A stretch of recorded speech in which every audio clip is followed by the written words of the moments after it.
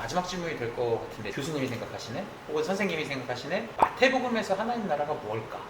여기 제가 질문을 그냥 보태면 마태복음에서 일단 하나나라고 그 표현 자체도 마태복음에서의 하나님 나라를 다루는데 중요한 의미가 있는지 설명을 들으면 좋을 것 같습니다. 마태복음에서도 하나님 나라, 헬라어로 말하면 마실레이아투 데우거든요. 마실레이아투 데우가 한 3-4군데 나옵니다. 그런데 회개하라 천국이 가깝다 할 때 마실레이아콘 우라노를 써요. 하늘나라죠. 천국이라고 우리가 번역을 했는데 하늘나라라고 예수님이 말씀하셨는데, 이거는 이제 유대인들의 특별한 역사 혹은 관습을 이해하셔야 되는 건 십계명의 제3계명에서 하나님의 이름을 망령태 일컬는 자를 죄 없다 하지 않겠다고 이제 말씀하세요. 그리고 포로의 경험 혹은 식민지의 경험을 한 유대인들로서는 엄청난 수탈과 고통을 당하죠.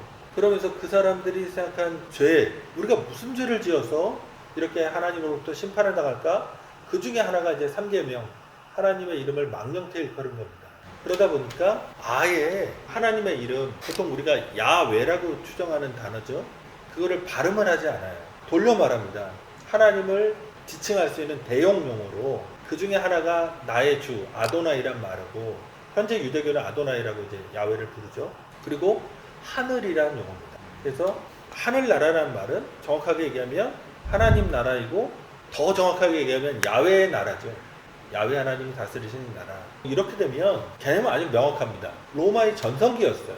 그때 예수가 구원자로 이 땅에 오셨다는 얘기는 하나님 나라는 이 세상의 나라가 아니라는 겁니다. 결정적인 정의입니다. 그럼 이 세상의 나라는 어떤 나라냐? 예수님께서 세례 요한에게 세례를 받으셨잖아요.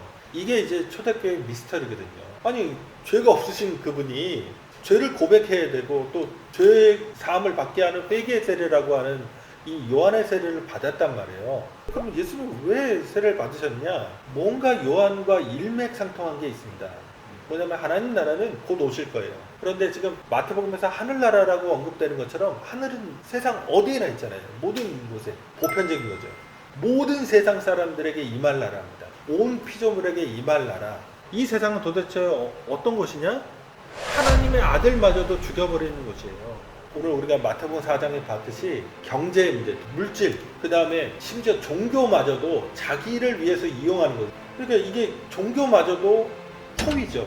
이게 바리새인과 서기관의 종교, 사두개인의 종교, 대제사장의 종교예요. 그 다음에 공간의 차지. 이 세상에 대왕자 붙은 사람들 많거든요. 알렉산더 대왕, 뭐 징기스칸, 영토를 확보한 왕을 대왕이라고 불러요. 그러니까 이 세상의 구조는 뭐냐면 자기의 영향력을 극대화하는 사람, 그런 사람을 위인이라고, 영웅이라고 이렇게 축해주거든요. 그런 세상적 구조를 예수님이 버리신 거죠. 오히려 이 세상에 하나님 나라의 왕으로 오신 예수는 십자가에서 죽으시죠. 물질을 추구하고 자기 자신의 어떤 명예를 추구하고 아니면 공간의 확보를 극대화하려고 하는 그 욕망으로 인해서 하나님을 그런 식으로 버리는 거죠. 이걸 차지할래? 하나님을 차지할래? 이게 낫다. 이렇게 생각하는 거. 심지어 교인마저 그렇게 하는 거예요. 그러니까 하나님 나라는 그런 세상적 구조와 반대되는 오히려 큰 자가 섬기는 것이고, 그래서 예수님이 그런 모범을 보이신 거죠. 하나님 나라는 세상 나라의 구조가 아니다. 세례도 마찬가지예요. 기독교도 왜 세례를 강조하느냐? 이 세례 앞에서 민족적인 정체성, 그러니까 유대인이냐 헬라인이냐 로마인이냐 다 사라집니다. 부자냐 가난한 자냐, 율법에 충실했느냐 충실하지 않느냐 다 사라집니다. 평등성이에요. 하나님 나라는 이 세상의 공로나 이 세상의 물질이나 이 세상의 권력으로 들어갈 수 없는 나라라는 거예요.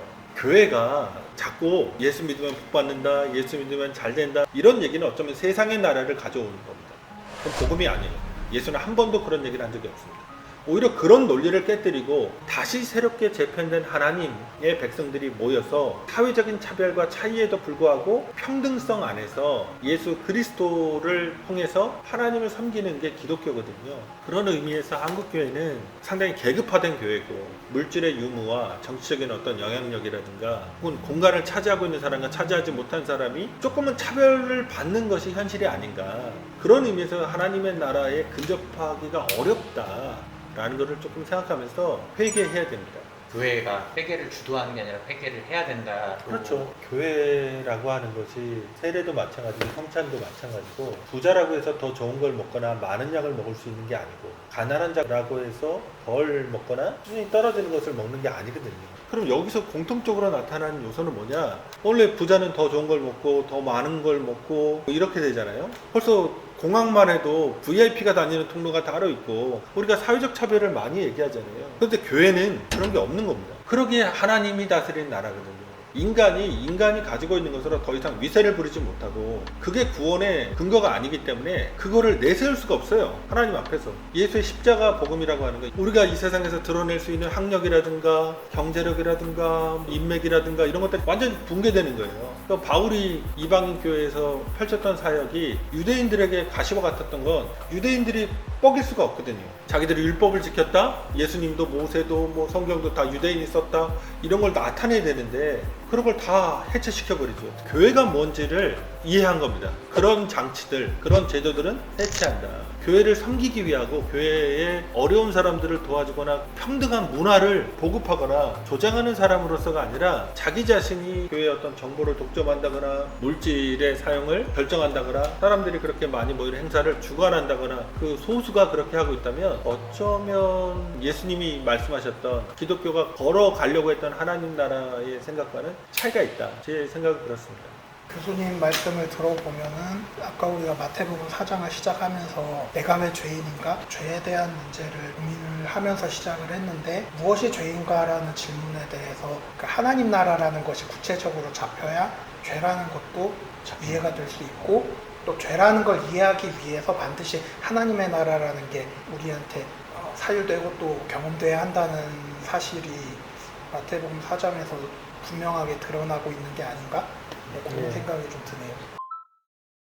모두 다 교회 다니면서 하나님 믿는다고 말하는데 그게 어떤 하나님인가? 자기가 구상하고 있는 하나님이 맞는 거냐? 복 주는 하나님, 건강 주는 하나님이 실체의 하나님이냐? 아니면은 예수님 말씀하신 대로 악인과 선인에게 골고루 비와 햇빛을 주시는 분이셔서 모두를 사랑하시는 그런 분이시냐? 차별 없이 가난한 자들, 연약한 자들, 그런 비참한 삶을 사는 사람들을 차별하지 않고 자기의 자녀로 삼아 주시면서 오히려 부자에게는 천국에 들어가기가 어떻게 어려운지 낙타가 바늘 끓여 들어가는 것보다 어렵다고 말씀하시니 그게 예수님의 말씀인데 오히려 한국교회의 현실은 부를 많이 갖고 있는 사람이 축복받았다, 하나님의 은혜를 받았다고 선포하는 조금은 성경이 얘기하는 하나님과 결이 상당히 차이가 있다라고 할 수 있겠죠. 제 70년대, 80년대 선배들의 어떤 신앙인들 얘기를 들어보면 어떤 청년, 청지기 이런 거에 메타는 한국 교회가 갖고 있었거든요. 예수 그리스도의 말씀대로 가난한 자들을 위해서나 부한 자들도 기독교의 복음을 들어라 라는 메시지도 분명히 있었고 그 왜 그렇다고 생각하시는지. 그게 이제 구체적인 삶의 경험이었겠죠. 왜냐하면 1960년대만 해도 한국의 평균 수명이 60세가 안 돼요. 전쟁 끝나고 나서 정말 절대적인 가난 속에서 세계에서 가장 가난한 나라 중에 하나였거든요.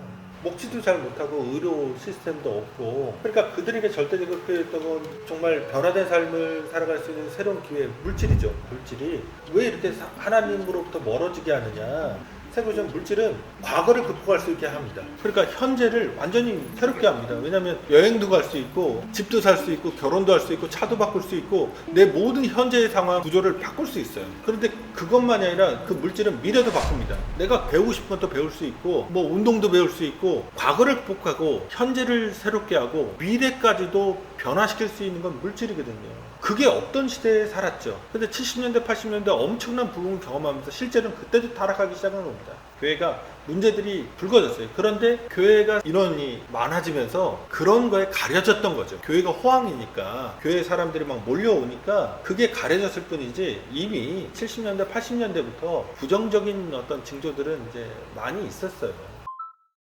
그러면은 오늘 저희 첫 시간이잖아요. 오늘 시험산 사건을 통해서 교훈이 있다면. 아까 이제 사순절에 이 본문 갖고 설교를 하신다고 하면 저도 마찬가지로 사순절에 하거든요. 사순절에 이 본문 갖고 설교하는 많은 교회들의 어떤 생각은 예수와 전혀 상관없는 삶을 살았는데 예수님을 따라가 보자라고 하는 개념이 강하겠죠. 저는 되게 중요한 포인트라고 생각합니다. 예수를 따라가지 않는 기독교가 있을까요? 예수가 걸어가지 않는 그 길을 걸어가면서 기독교인이라고 말할 수 있을까요? 예수님이 어떻게 하셨는지를 듣고 보는 것이 되게 중요하다고 생각합니다. 특히 한국교회 사회적으로 지탄받고 공격받으면서 어쩌면 민족이 손을 놔버린 것처럼 보이기까지 하는 많은 사람들이 우려하고 있는 이 한국교회가 다시금 일어설 수 있는 길은 뭔가? 본질을 회복하는 것인데 본질은 뭐냐? 예수를 봐야 되는 거죠. 예수가 있는 기독교가 돼야 되고 예수가 말씀하셨던 기독교, 예수가 살아내셨던 기독교가 돼야 되는 거다. 저는 그렇게 생각을 합니다. 박영 선생님께서는 끝으로 저는 평소에서든 후에 펼쳐진 교회 역사에서든 그리스도교를 그리스도교답게 만들어주는 핵심들이 무엇인가라는 것을 고민을 하게 되는데 여러 가지 답이 있겠지만 개인적으로 저는 항상 종말론이라고 생각을 해왔어요. 최근에 오늘 촬영 준비하면서 교수님과 사전 대화도 나누면서 죄론의 그 핵심이 있지 않을까라는 이야기를 듣고 약간 신선한 충격을 받긴 했습니다. 100% 동의할 수 있을지는 좀 논의의 여지가 있다고 생각을 합니다. 왜냐하면 종말이나 심판이 전제가 되었을 때 죄가 또 문제가 되는 거기 때문에. 근데 그럼에도 불구하고 오늘 또 마태복음 4장을 가지고 콘텐츠를 시작을 하면서 죄에 관해서 그리고 죄론이 갖고 있는 어떤 중요성에 관해서 다시 한번 좀 생각해보는 계기가 됐고, 죄를 논의할 때 반드시 하나님의 나라라는 중요한 가치를 가지고 있어야 죄라는 것이 무엇인지를 보다 선명하게 알아갈 수 있겠구나라는 배움이 있었던 것 같습니다. 제가 이 컨텐츠 시작하면서 늘 고민했던 거는 대상이 명확하게 이거다라고 말씀을 안 드렸잖아요. 20대, 30대 친구들은 기독교인조차도 죄에 대해서 상당히 무감각하더라고요. 그래서 한번 요걸 나누면은 예수를 정말 간절히 원하는 신자들도 저희가 100% 죄를 안 지을 수는 없지만 내가 이렇게 하면 죄가 될 수 있으니까 좀 조심해볼까? 라는 입장에서 20, 30대들한테도 의미 있는 메시지가 되지 않을까. 교회가 필요 없는 세대들이거든요. 20, 30대는. 왜 교회가 필요한가 했을 때 죄에 대해서 얘기하면은 조금 리마인딩이 되지 않을까. 사실 저도 언제부턴가 죄에 대한 생각을 잘 안 하게 될 때가 종종 있고 무감각해질 때가 있고 그런 것들을 경험을 하게 되니까 오히려 이런 문제의식이 좀 더 와닿는 것 같고, 그럼에도 평소에도랑 큰 차이 없이 이 문제를 다룰 수 있는 것 같아서 좋은 계기가 되었다고 생각을 합니다. 한 가지 이제 더 말씀드리고 싶은 건 이게 어떤 개인적 차원에서 일탈, 개인적 차원에서의 실수를 성경이 죄라고 규정하는 것을 훨씬 넘어선다는 얘기예요. 사회 경제적인, 이 사회적 구조, 이 사회의 제도, 이 사회의 법, 이 사회의 문화, 이 모든 것들이 문제시 되는 거죠.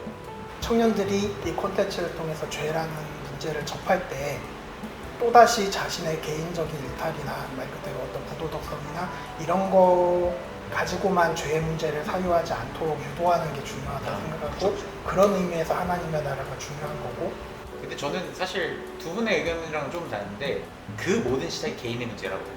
욕망을 갖고 있는 사람들이 내가 갖고 있는 힘으로 사회를 건드리려고 한다고 저는 생각하기 때문에 개인이 조금만 더 성찰해 나가서 나아지면은 조금 더 나은 기독교나 뭐 이런 것들이 되지 않을까라는 생각이 저는 사실 있어요. 논리적 선우는 있을 수 있겠지만 정도의 어떤 선우를 굳이 따질 필요는 없다고 생각합니다.